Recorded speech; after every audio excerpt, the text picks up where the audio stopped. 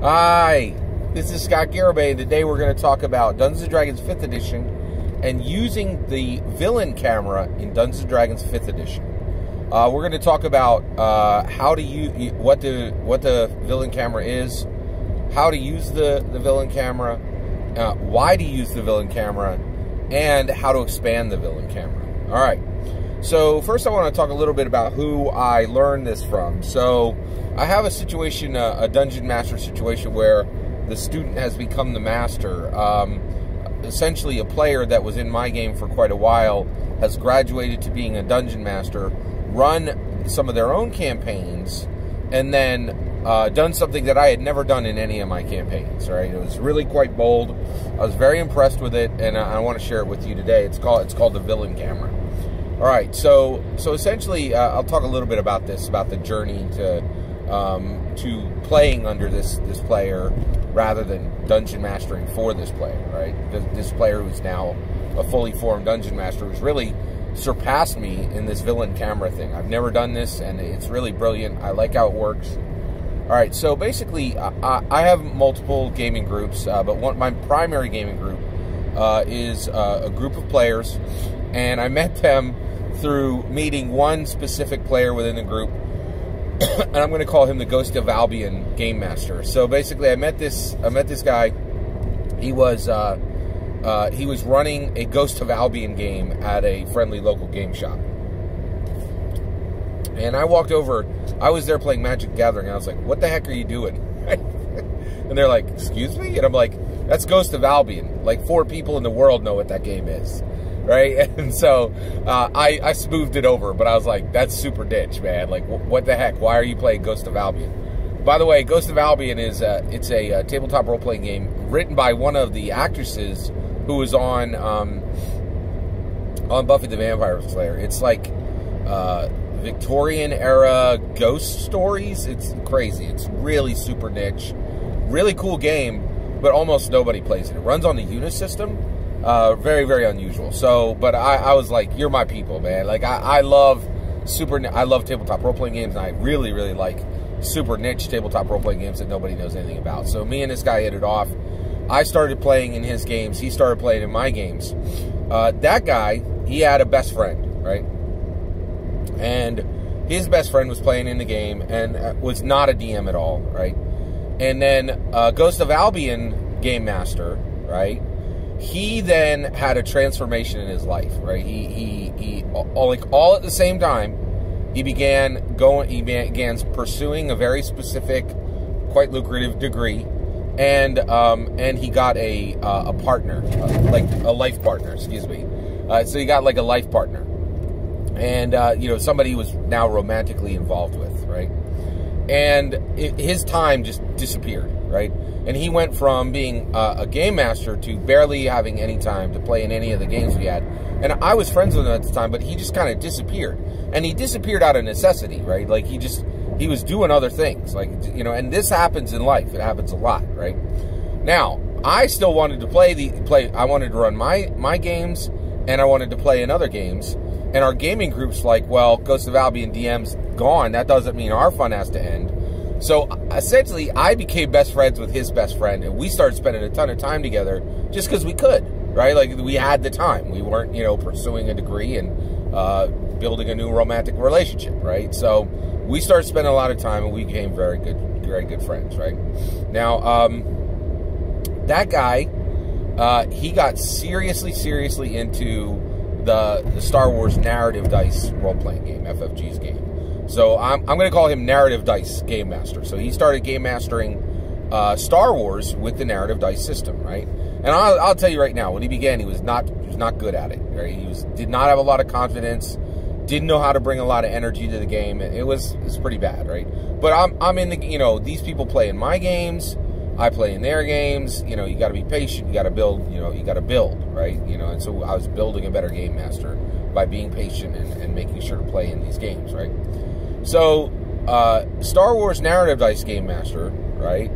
Star Wars Narrative Dice Game Master.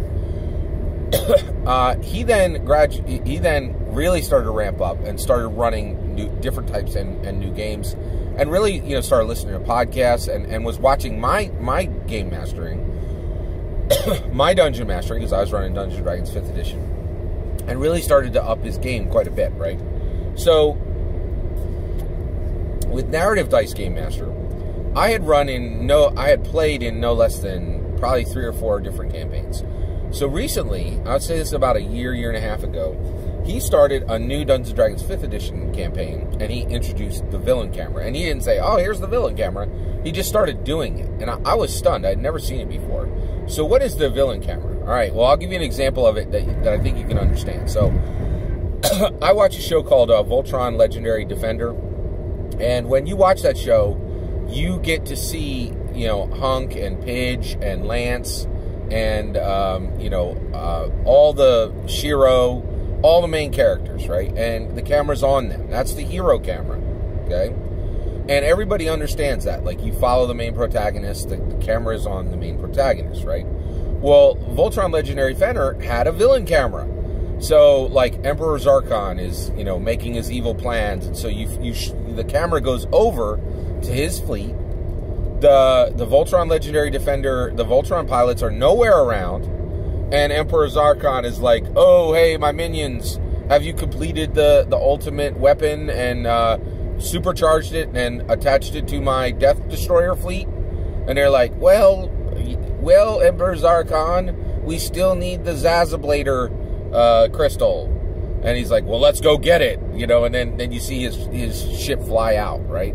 So now at this point, you know that Emperor Zarkon, you know how large his fleet is, what his super dope, you know, destroyer, you know, frigates look like, you know what his minions are, what weapons they have, right? And you know his plans. You know Emperor Zarkon's plans, right? Now, you're just witnessing the story, right? And it really doesn't matter that you know Emperor Zarkon's plans, because you want to know how are the Voltron pilots going to stop him, right? Well, the Narrative Dice Game Master, who is now a Dungeons & Dragons 5th edition Game Master, but I'm going to just keep calling him Narrative Dice Game Master, just to keep it clear who he is, right? So, and you know, and really one of my very best friends right now. Yeah, so basically he introduced this into a Dungeons & Dragons 5th edition game. So we're playing this Dungeons & Dragons 5th edition game. We are all player characters, and he goes, okay, he says, 50 miles away in a swamp, there's a necromancer.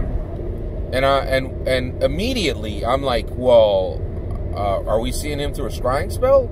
I didn't know the wizard had prepared scrying spells. He goes, no, you're not seeing him through a scrying spell. I'm telling you what's happening with the villain. So he explained it to us, right? And he goes, so the necromancer is having a big party with all of his orcs and goblins, and they're having a big party in a swamp at nighttime, right? And basically they're all dancing around, and he's got lots of ale and lots of horse meat there for them, and they're having a good old time, and they're all having a good time, and he and the necromancer, and actually the orcs and the goblins start picking up this swamp moss that has this eerie green glow. It glows in an unnatural way. And they start having a swamp moss fight, and they're throwing this swamp moss at each other, and they're all covered in it, right? And then the necromancer wants to see this more clearly, so he goes over, and one of the goblins has dropped a belt, and he uses the light spell, the simple light spell, and casts light on the buckle of the belt. And when the light from that from that mundane object, which has had light cast on it, when it glows out, the moment it hits the swamp moss on the goblins and the orcs that are within 20 feet of that object, right, within 30 feet of that object, the swamp moss explodes into a fiery burning mass, right? And all of the goblins and the orcs die that were within the sphere of this. And so what they realize is that this magical swamp moss, when it is exposed to magical light from the light spell, ignites like a bomb, right? So he does a really good job of narratively telling us all this. And then he's like, okay, back to you guys. You guys are coming up near an inn.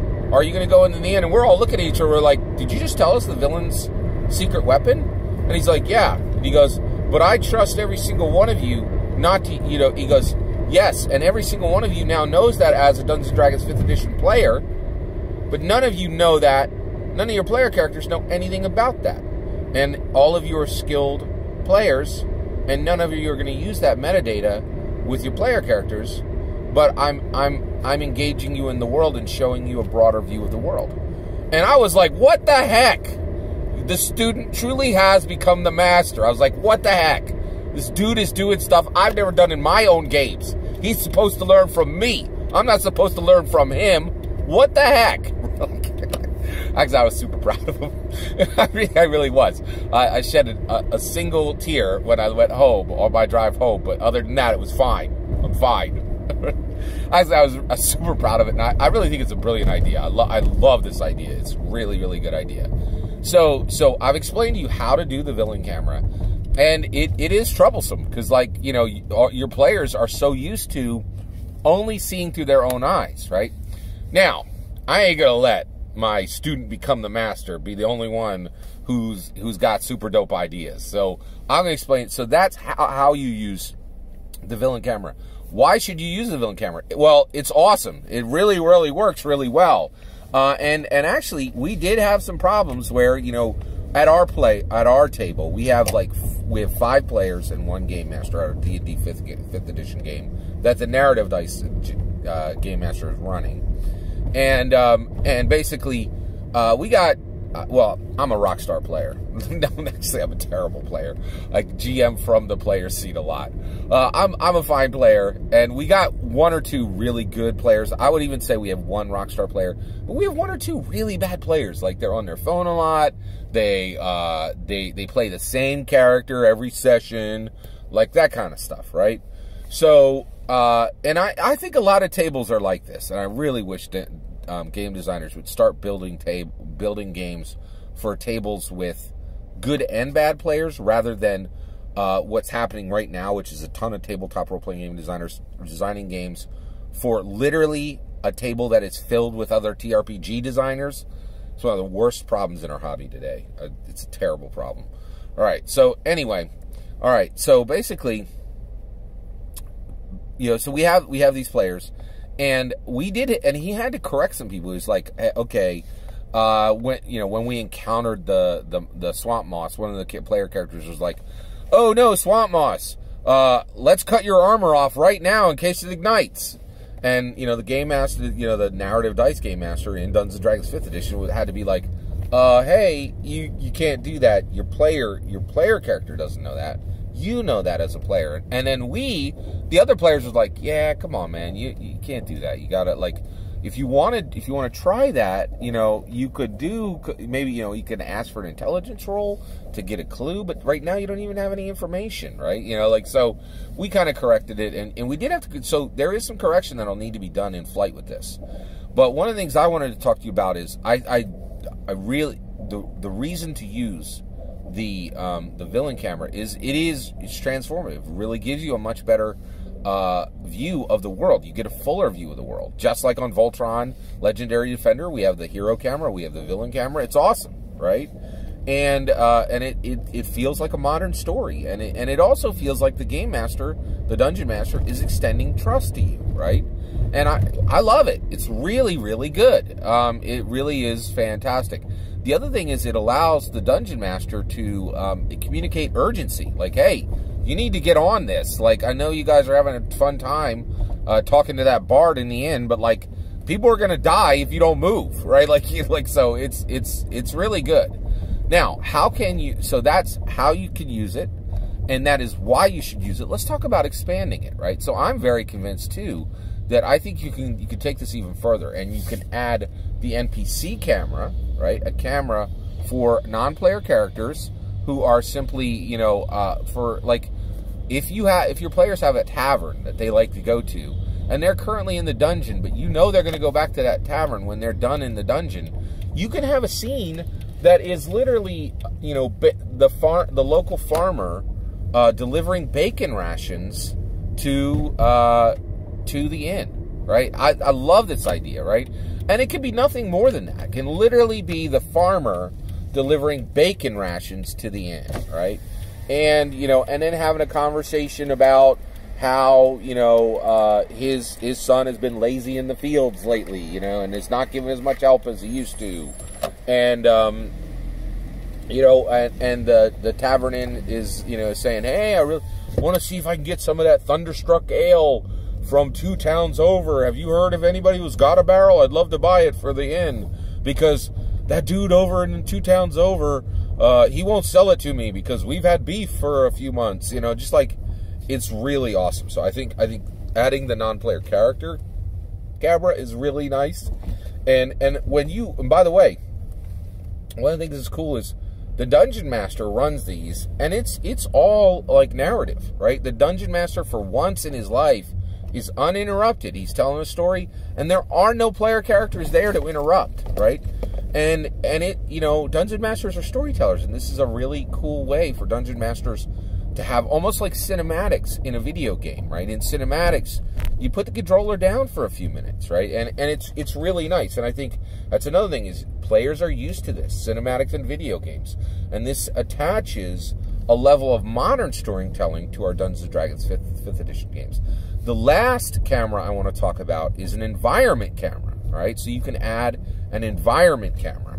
Now, what's an environment camera? An environment camera is literally, you know, a gray squawk raptor bird, right?